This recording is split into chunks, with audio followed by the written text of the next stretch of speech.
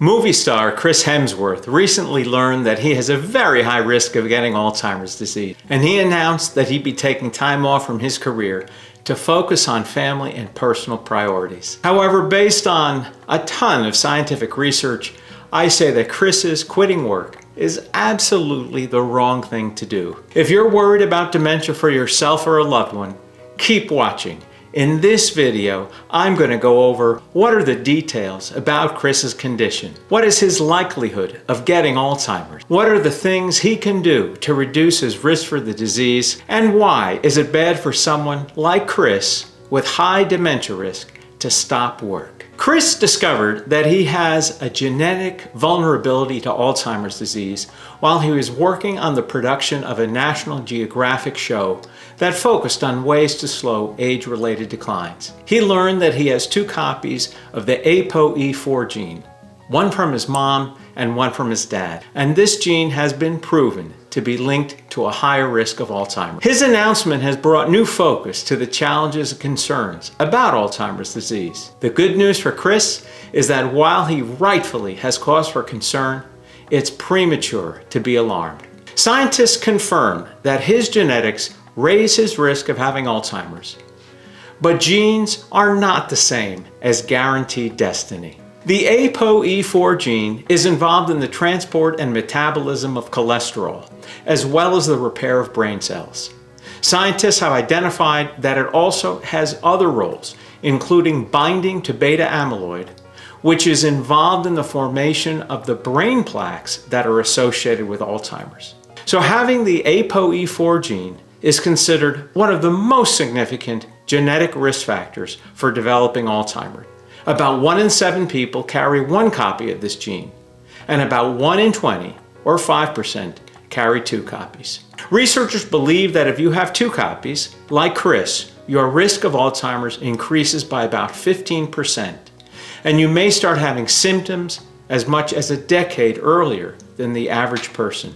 But they also emphasize that it's not guaranteed that everyone with 2 copies of ApoE4 will get Alzheimer's. While his genetics can't be changed, Chris can indeed do things to reduce his risk. It's kind of like playing poker. You can't change the cards you're dealt, but you can play your hand more intelligently, and even a bad hand can have a good outcome. Now, what can Chris do to reduce his risk? One huge study identified 12 different risk factors associated with Alzheimer's disease. These are a lower degree of education, hypertension, hearing impairment, smoking, obesity, depression, lack of physical activity, diabetes, low social contact and interaction, excessive alcohol consumption, traumatic brain injury, and air pollution. Of course, there are many more factors that impact your risk of Alzheimer's, but this is a great starting point. If you smoke, you should give it up. If you're a couch potato, you should get more physically active. If you drink a lot of alcohol,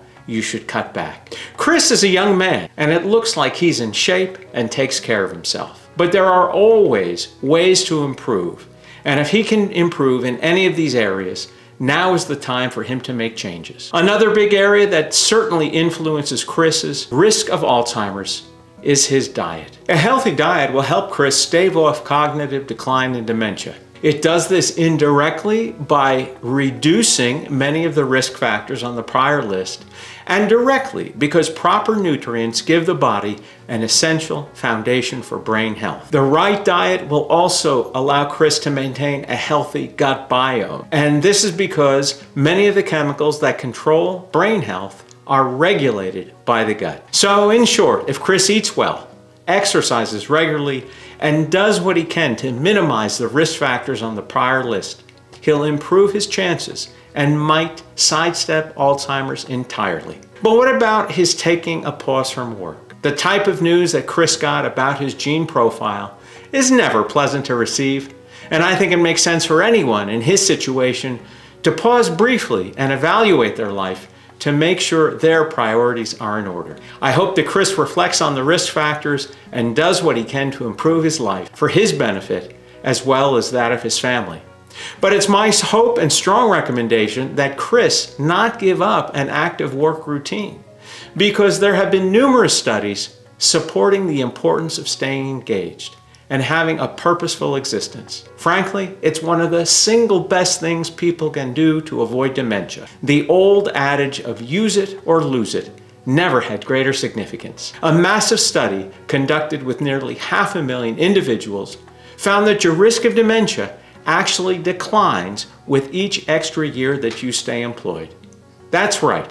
The longer you stay active at work, the lower your risk of dementia. There are lots of reasons why this makes sense. You keep your mind active and challenged. Chances are you're learning new things. You probably have a higher degree of social engagement, and in many cases, you'll have a sense of purpose. The notion that you're doing something that matters to someone. Of course, you definitely want to be engaged in an activity you enjoy. Staying in a job you hate probably would be counterproductive. Looking at Chris's life, it would seem that he has an amazing career, and I hope he takes advantage of every moment to be productive and give value. Despite all best efforts, however, Alzheimer's can sneak up. If you're concerned about the possibility of dementia in yourself or your loved one, see my video here about the top 10 warning signs of the disease.